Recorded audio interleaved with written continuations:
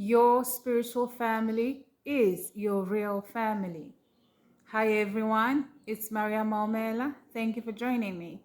Thank you for liking, for subscribing, for sharing, and for commenting on my videos. I greatly appreciate it.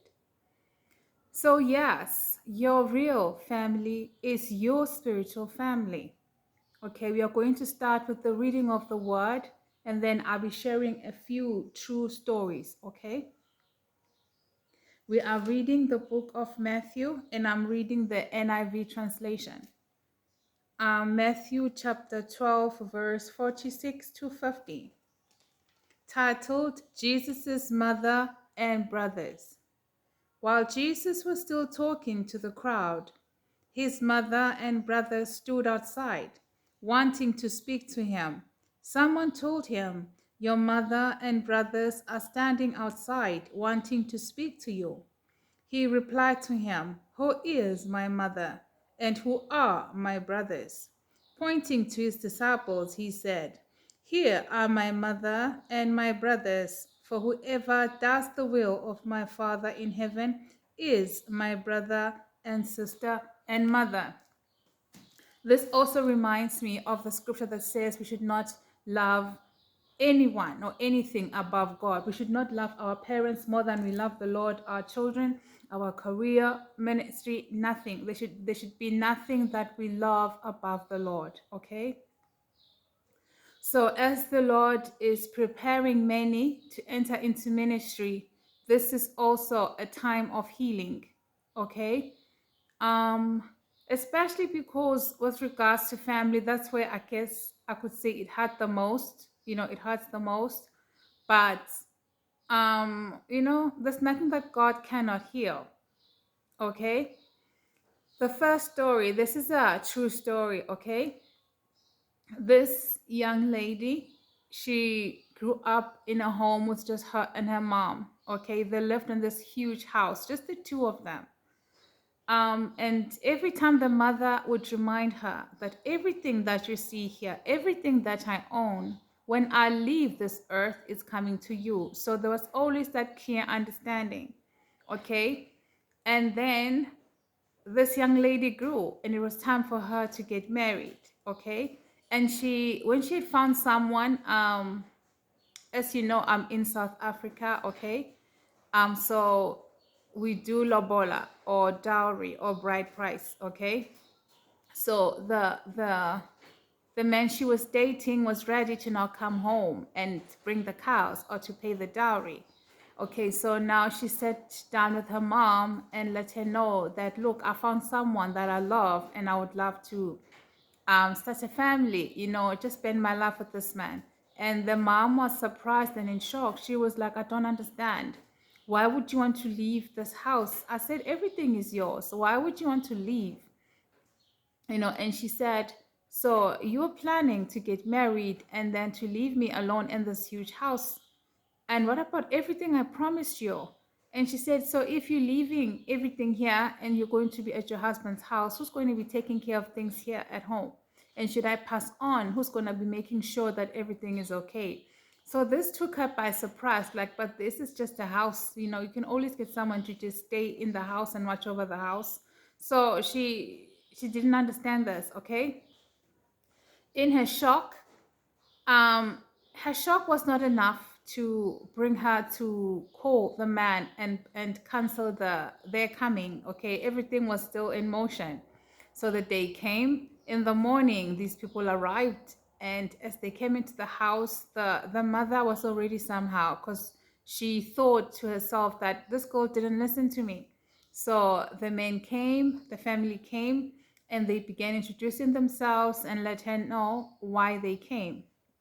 Once she understood the reason of their visit, she told them she was not interested in what they came here for. She was not interested in their money. She wants no in-laws. It was a lot. She was so dramatic. Um, to cut a long story short, the family left and they were shocked, you know.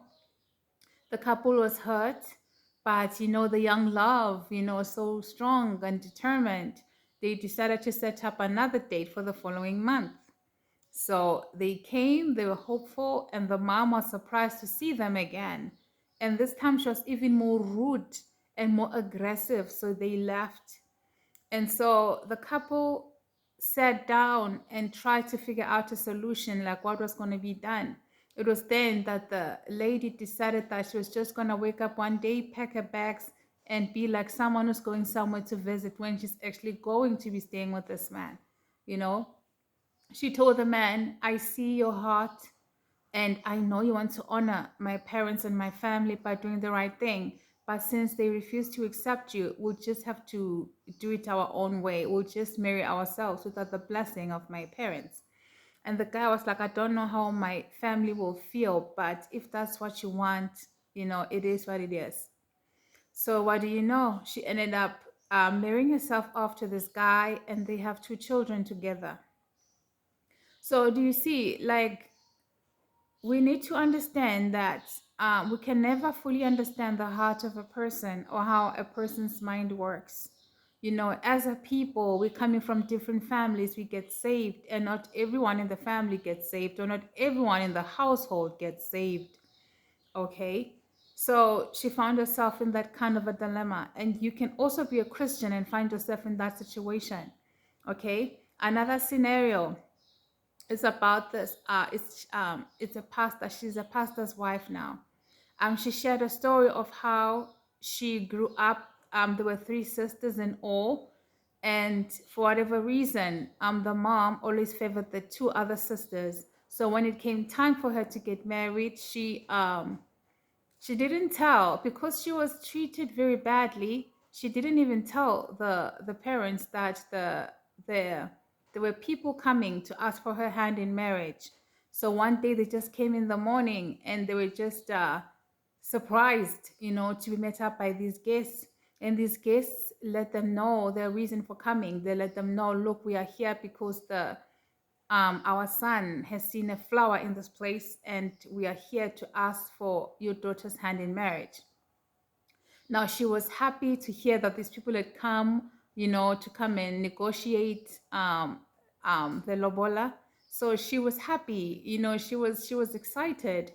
And then she asked, but I've got three daughters. Which of these three daughters did you come for? And then they mentioned this unpopular one. And they said the mom's face immediately changed. And then she told them that, look, that's not going to happen. It's not going to be possible. I'm just asking that you people leave, like, call next time before you come. We'll have to make arrangements. Like, there was all this other stories that she was making, but like, they had to leave. She was actually angry, and aggressive. So they left. Having left, this young girl understood that, look, things are just not going to work. So, again, in this scenario, she ended up marrying herself off to this man. She married herself off to this man. And as we speak right now, she is a pastor's wife. She's a pastor now. So let us understand that in the kingdom of God, there are rules and there's ways in which we do things, and the people around us may not understand. In fact, they may even be used by the enemy to stand on our way. The enemy uses anyone who avails themselves. So if your family opens their heart to be used by the enemy will use them to torment you, to stand on your way, to derail you, to delay you, and to even close up opportunities. How many people can say their family blocked them? If it wasn't of this or that, they would be far. If it wasn't because of this person or that person, they would have gotten this contract, they would have gotten into the school, they would have traveled. There's so many stories. So it is things like this that make us understand that sometimes blood is not what we make it up to be. Sometimes even a total stranger can show more love and sympathy and help to you than your own family. So when Jesus was saying, my mother and brothers are those who are around me, pointing to the disciples, he was trying to say these people are in the same kingdom as me. They understand how we do things, how we think. So Jesus was trying to say that the bond that he has with these people is the real bond. That is the real family. The others, the bond is there, but it is by blood. It is just by blood. Okay? So I just hope that this message encourages someone that in your healing, understand that it doesn't matter what kind of childhood you had to go through. You're not the only one. You have to heal. Like, you have to heal and let the people go, let them go. Whatever relationship that you're able to build with them, it is fine, so long as you understand your place.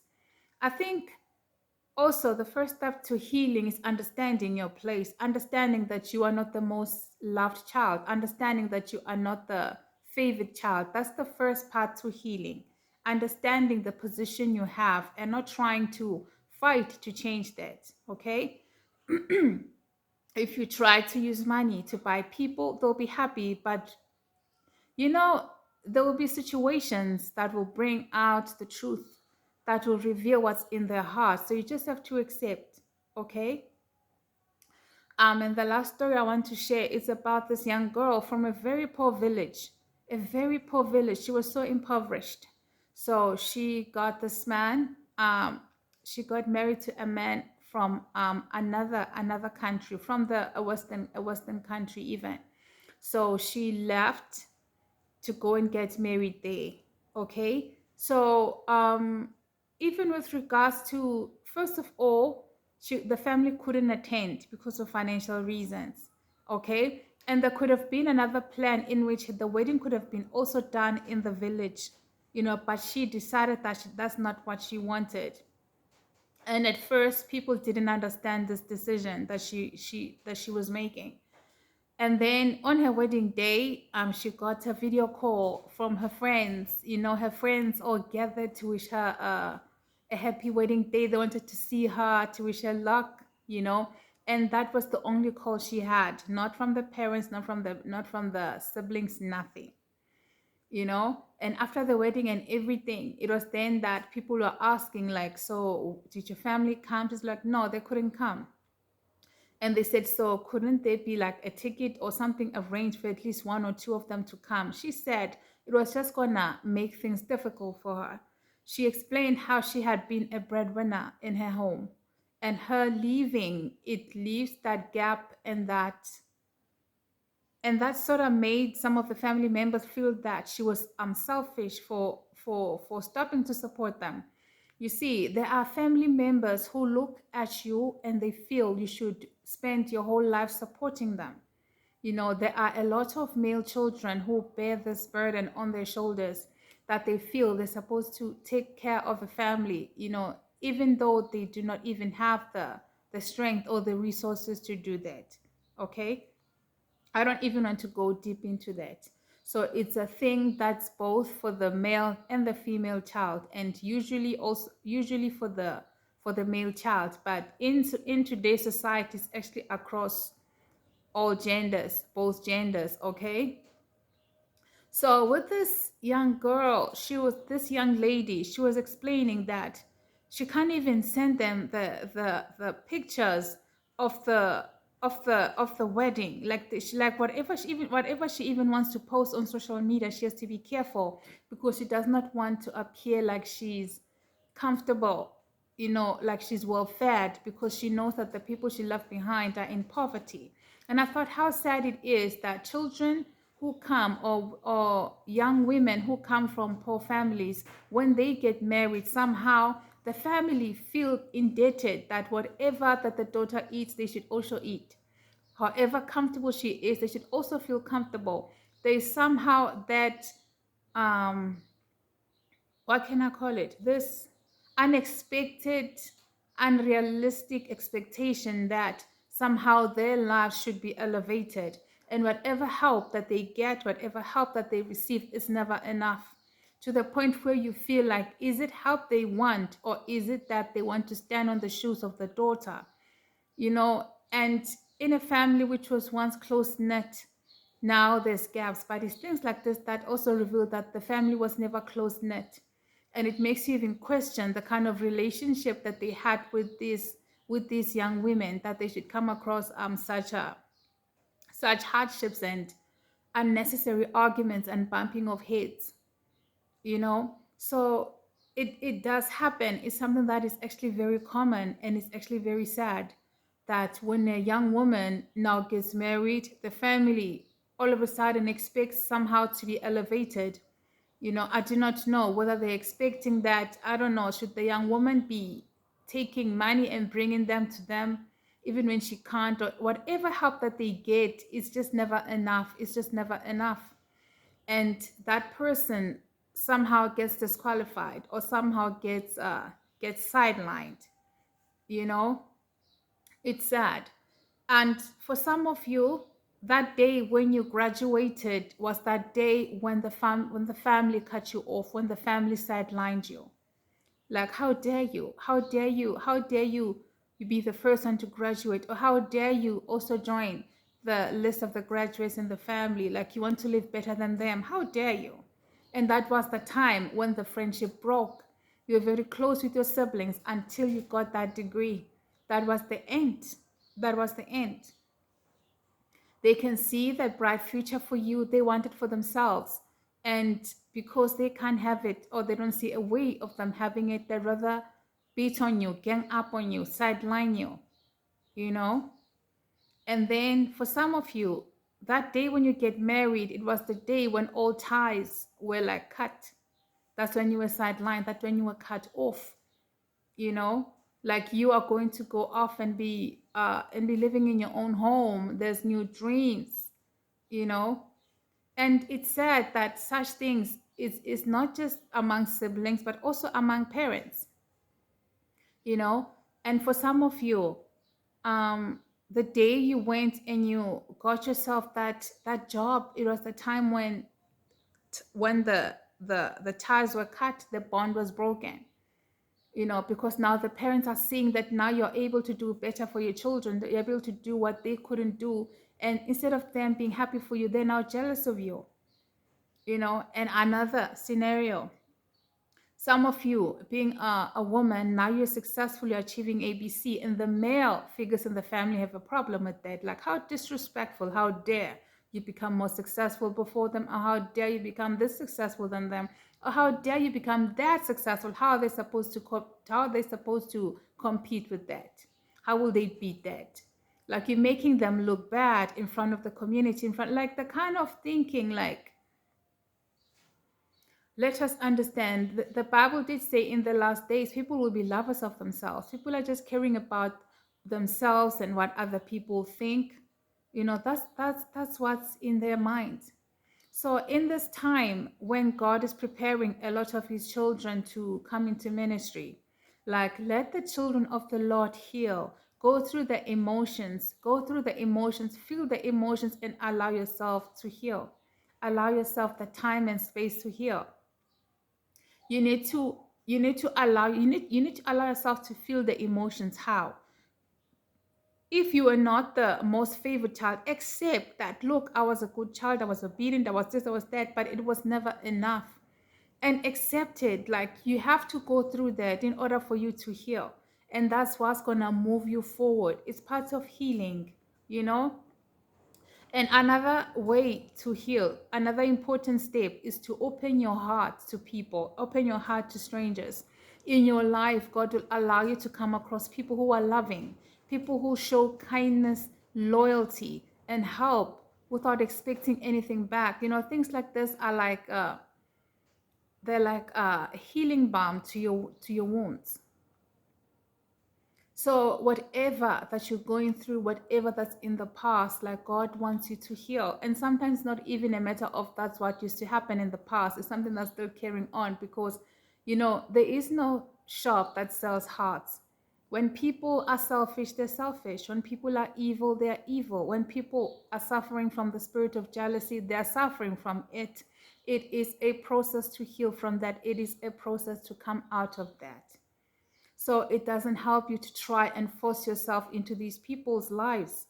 You know, God will show you different things from the past, in the present, and even dreams of the future of what these people are capable of doing and will do if you allow them. So as a people, let us be happy and be content. Let us be happy and being content. If you can't ever be okay with being in your own presence, something is wrong. no, something is wrong. Let us be happy and content with where we are, and open yourself up to strangers. Like I said, open yourself up to knowing people. I'm not saying go broadcast your problems to people, start talking about your life. I'm saying open your heart up, like talk to people, laugh, talk about life, what's happening, like be out there, and you will see how much love there is out there. As you mix and mingle with people, it's then that you'll see how lovable you are, and your good qualities, they'll be celebrated. Things that are not encouraged at home, other people encourage. Just like when you were at school, the teachers who stood by you and encouraged you, even after you leave school, even after you're out of the academic world, there'll still be people there to encourage you, to praise you on your talents, on your gifts, on your uniqueness. It doesn't go away. It doesn't help you to try, now that you're successful, to try and buy love of your siblings. They never understood you from get-go. What makes you think they're going to understand you now? Sometimes it was okay when you were growing, you were close, but when everybody grew to be what they are, when you became that beautiful butterfly, they did not recognize that. That's not who they know. You were all caterpillars. Now, as you grow to be this kind of a butterfly, it's hard for them to accept it. It's hard for them to accept it because they're not used to that successful individual or that successful leader. They're just used to that someone who was their equal, you know. So let us understand and accept. If a person has shown you that this is where I put you, accept it, accept it. Through whatever you go through in life, if you have to be there, be there. But do not allow yourself to be played for a fool again and again and again and again. If they failed to love you in the past, don't expect them to love you now. And certainly don't expect them to love you in the future. If the Lord redeems them, if the Lord changes their lives, their hearts, we are happy for them. But you have to carry on your own walk, because such people may carry triggers from the past.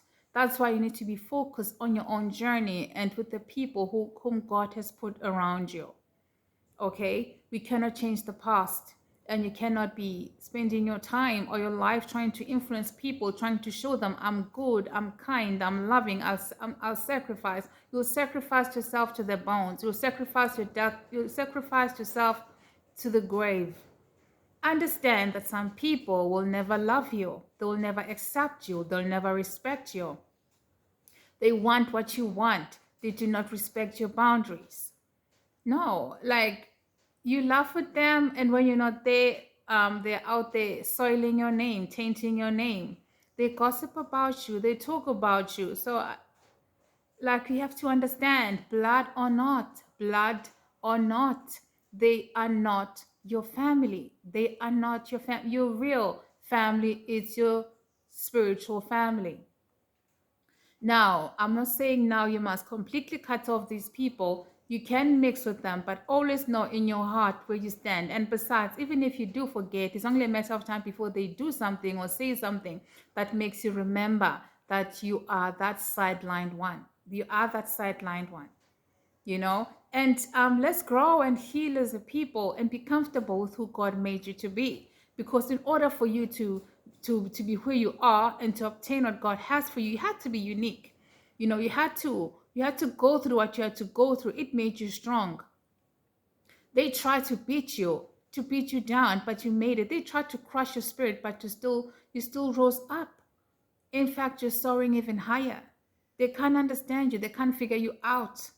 Deep inside, some of them harbor so much hate, the kind of hate that only God sees. Some of them harbor such deep jealousy and envy for you. So be careful around these people. Even with your children, alert your children to the kind of people that they are, so your children do not trust them that much. It is what it is. Like, it is what it is. Tell the children the truth. Tell the children the truth. Okay? So I just hope that this brings healing to someone. Like, people people seem to be able to recover from like friendships and betrayals and everything, but when it comes to family, it's like It's the hardest, and I understand that. Look, I really understand. It's not like I'm not sympathizing, but I'm saying you can cry, you can throw a pity party, but at some point it has to stop.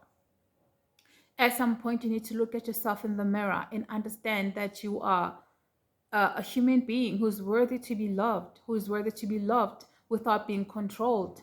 You do not have to produce in order to be accepted, in order to be loved, you know. So I hope that this is a blessing to someone, and allow yourself to heal, allow God to heal. And like I said, open your heart to people, talk to people, love, make conversations.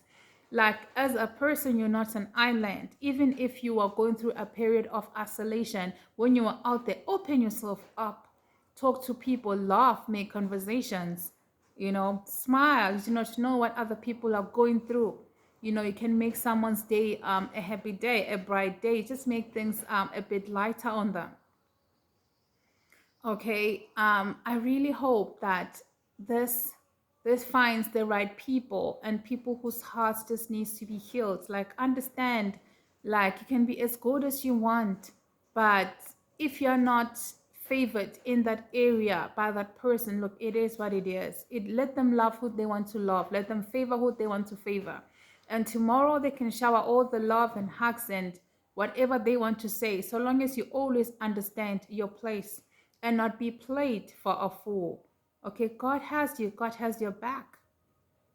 The sin of gossip is serious to God, because the people who are gossiping will not make it to the kingdom of heaven, and it's such a blessing stopper. The Bible says that gossipers won't make it to the kingdom of heaven. There are things that we really play down and we think we can just do and get away with them.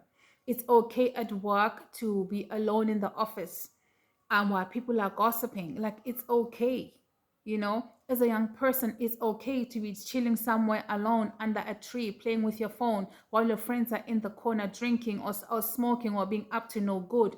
It's okay to be alone. Learn to be okay to be by yourself. Learn to be okay, even if it means among your own blood. It's okay to just be by yourself. You think God is going to call the entire family to the same thing? No. Accept the mantle you've been called, accept your calling, accept your journey in life, and be okay with being alone. Being alone, it's okay. You know, it's okay. And in some instances, like, you may find that some people, even you find them alone, even in an environment where it doesn't look like this toxic, what in an environment which does not look toxic, you know. And it's okay. Look, it's okay. I think maybe the problem is the terminology of being called a misfit. Some people just view themselves as a misfit. It's okay to be by yourself at times, and you do not always have to feel that there should always be a crowd around you, you know. It's okay. Like, it's okay. So I hope that this encourages someone. And again, let us put a balance. As much as I'm an introvert, you know, I love my space, but I actually enjoy being around people, you know.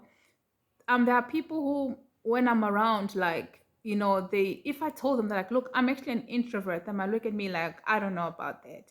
But I know, like, for me, there's just that side of me which I feel like, okay, I've been out here, like, I just need to be by myself, you know. And sometimes if I'm around a lot of people, when I go home, I can feel like my spirit came across different people. I can feel it in my spirit, you know. And it's, yeah, sometimes it can just be a lot, but it still does not change the fact that I actually enjoy being with people. And no one should ever come to a point where you like, um uh, um I'm different, so to spend all the time by yourself, it's not good, it's not okay, it's not healthy. No man is an island. Okay, so whatever you're going through, or whatever you get busy with, always remember to take the time to put yourself out there. Take the time to put yourself out there. It's important. It's like water, it's like healing to your bones. Okay, so I hope that this was a blessing. I didn't want to make the video this long, but it is what it is. Thank you guys. God bless.